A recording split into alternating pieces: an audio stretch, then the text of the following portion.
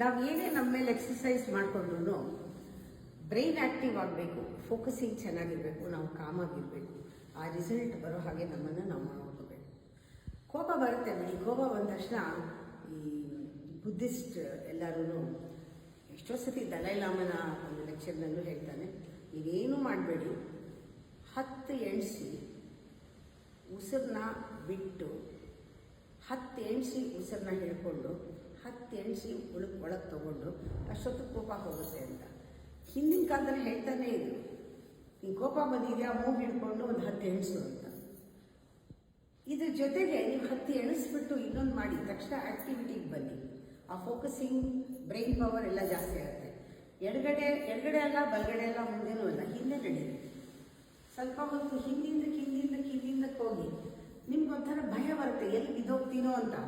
ಆ ಇದರಲ್ಲಿ ಫೋಕಸಿಂಗ್ ಚೆನ್ನಾಗಾಗುತ್ತೆ, ಕೋಪ ಹೋಗುತ್ತೆ. ಹಿಂದಿಂದ ನಡೆಯೋದು ಕೂಡ ಬ್ರೈನ್ಗೆ ತುಂಬ ಪವರ್.